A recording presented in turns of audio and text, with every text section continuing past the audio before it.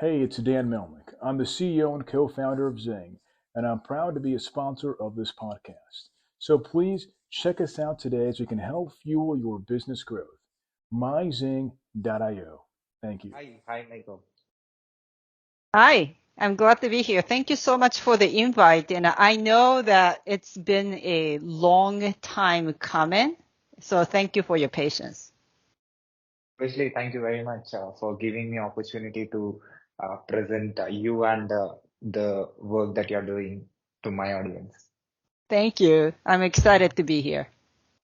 So, can you please introduce yourself to my audience?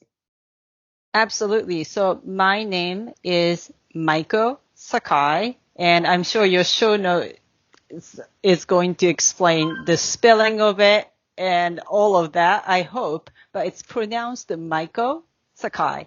And I'm based in New York currently, and I run a business strategy company for service business owners specifically.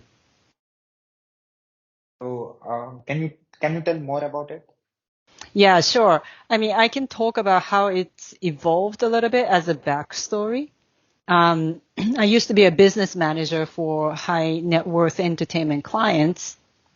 I enjoyed that aspect of it. Mainly my work was accounting and finance. As I said, mainly I enjoyed it, but there was there was a lot to be desired, such as, things that I could help my clients with beyond that scope of finance and accounting. But the company at that time, that I was working for didn't really like that idea. So I wanted to start my own.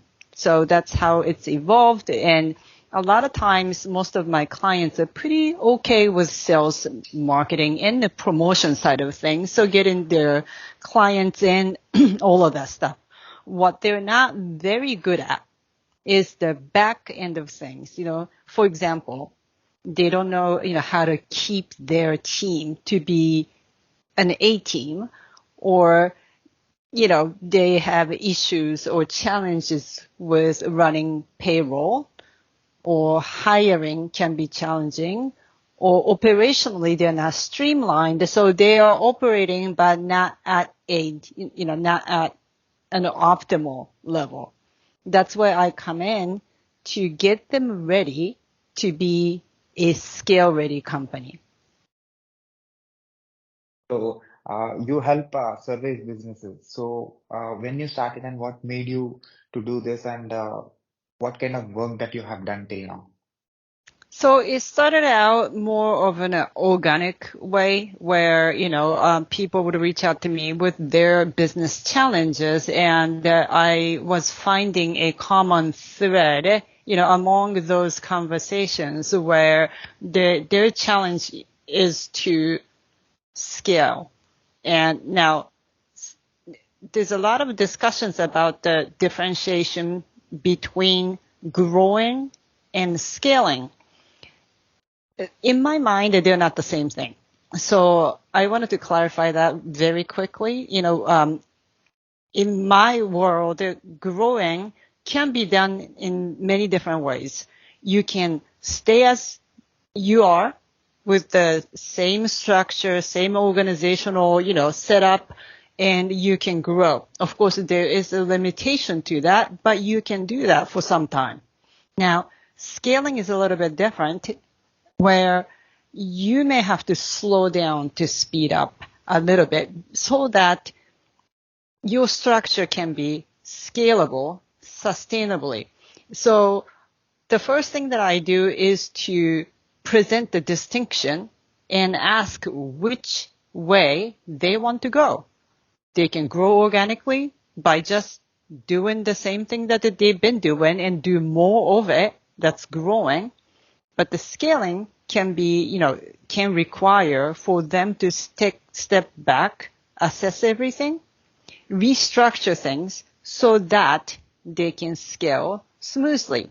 And there's no, this is not about which is right or which is wrong. It's, it solely depends on your vision, right? What you want your business to look like 3 years down the road or 5 years down the road.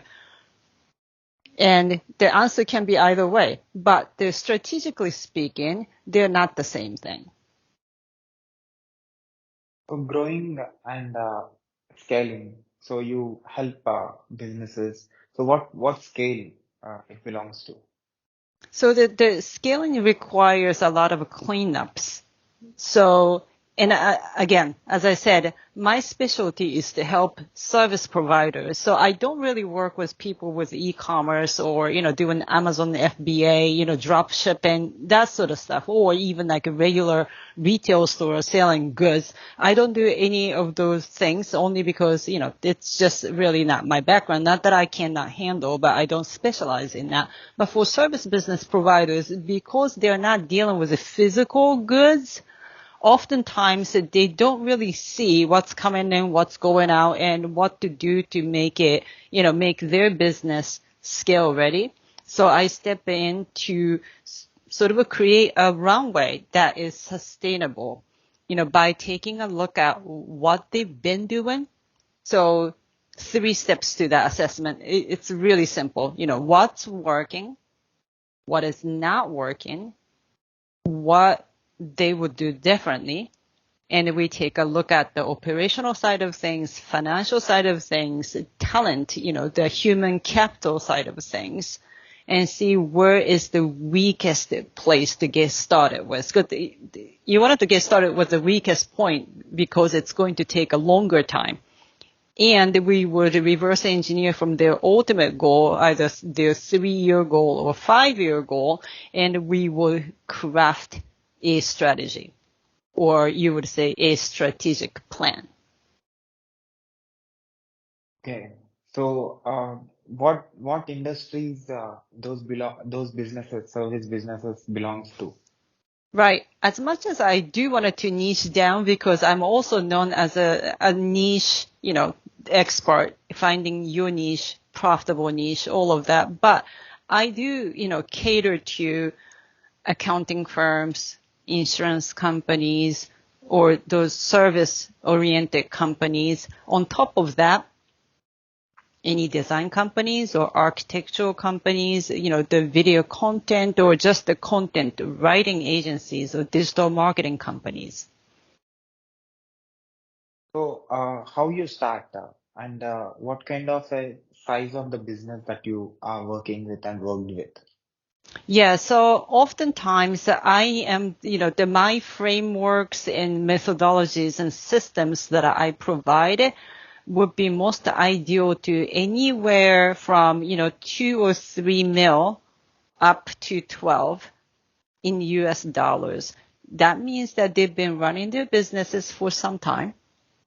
And so they also have a team. And they're ready to really revamp their business to the next level. They get the most benefit out of these frameworks and systems. So which part of the which part of the world those businesses belongs to? Geographically, Yeah. mainly the North American companies and some European companies, but I do also want to expand to, possibly Asia and the Middle East. So do you have team or you work individually?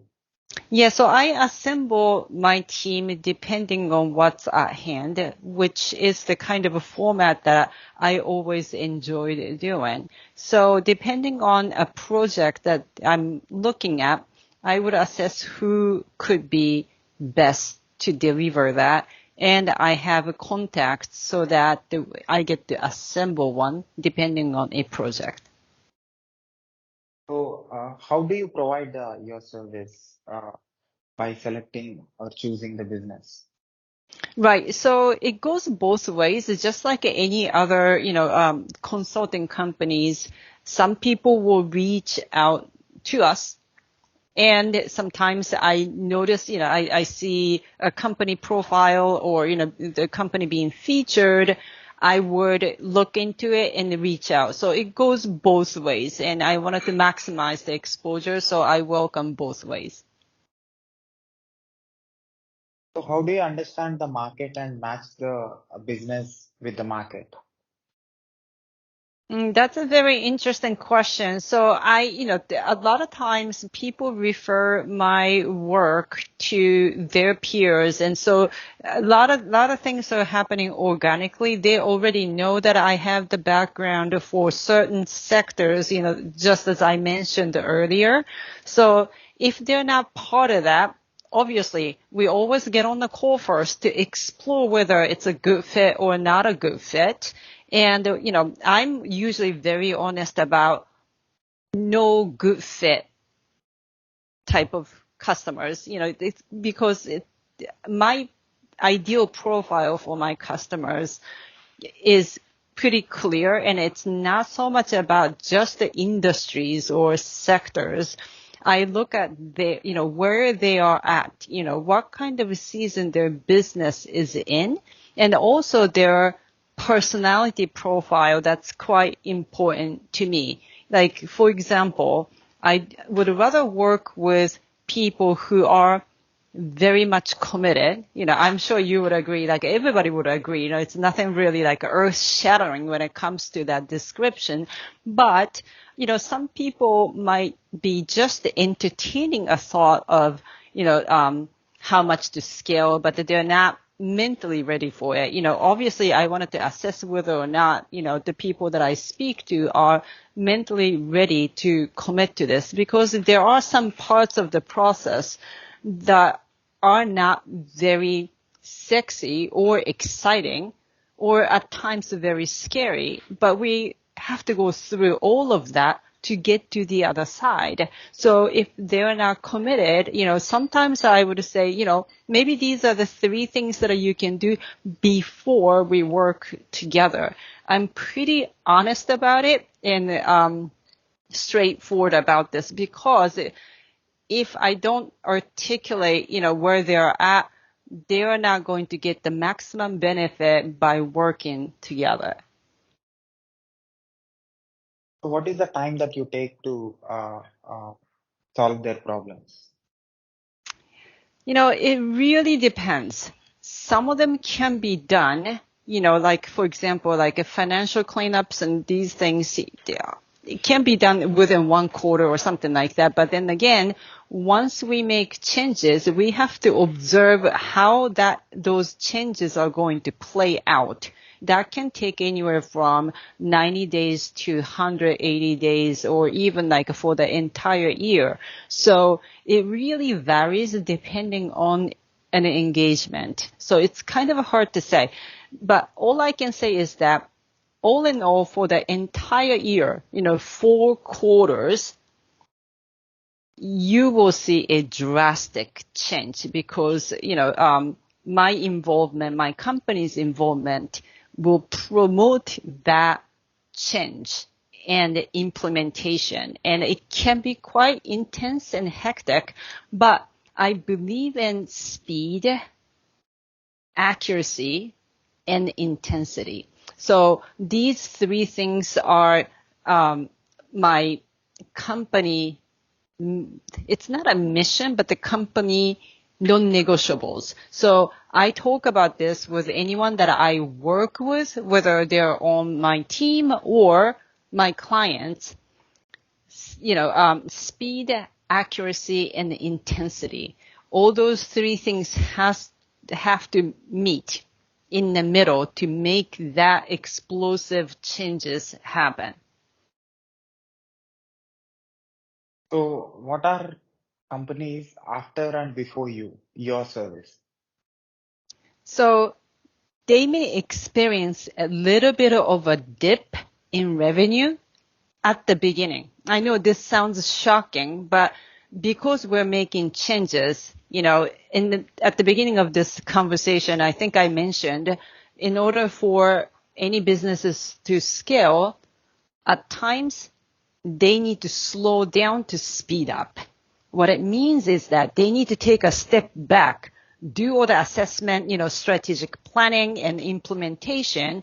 Those things will slow the business down potentially. Sometimes if they have to pivot, they may have to say no to a lot of either existing customers or new business opportunities. So at the beginning, they may experience some kind of dip in revenue or something like that. It could be shocking, but it's for the better. So at the end of, each engagement, they should see a drastic improvement in terms of operations, revenues, and people management.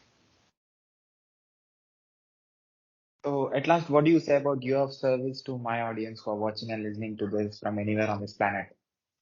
Yeah, so I know that I talked a lot, at the high level. Some of your audience may feel like, oh, my business is not there yet, but I cannot emphasize it enough about the importance of thinking about these things down the road, because I don't care where your business is at, eventually you will have to face these things in order to, take your business to the next level, which is not my favorite saying, but it's easy for me to describe it that way. If they wanted to expand, if they wanted to scale, what we talked about today is something that everybody has to face. So it's a great thing to start thinking about it and what that looks like or how you want to deal with it. You can stay small if you want to. There's nothing wrong with that. Again, this is not about which is right or which is wrong. It's your choice, right? You can stay small and, be the best company out there, as a small size business. You can do that. Or if your real ultimate goal is to expand or scale, either it's geographically or just size wise, then you do need to get started about, thinking how you want to go about this, what kind of help that you need. So it's never too early to start thinking about it. So that would be my message. At last, what is your observation about my work as a business owner, as a person who is helping businesses and solving problems of different businesses? What is your Right. observation? Well, my quick observation, so I could be a little bit off, so, jump in anytime you would like, but, I think you are a media company. You are sending a message to business owners by, bringing guests and, to share their tips and expertise. So your work is really important. Now, it comes down to how, what else you can do with your voice, where you go from there. I would be interested in learning a little more about it. Maybe that might be another session that we may have in the future, but I think it's a great thing. Just as Gary V said before, in order for any sort of service-based businesses to survive, they all need to become media companies. It's a one way to look at that, in order for you to reach wider audience or deeper, having deeper conversations with the audience you already have, you do have to provide a content. You sort of have to act like a media company, and you're just doing, just that.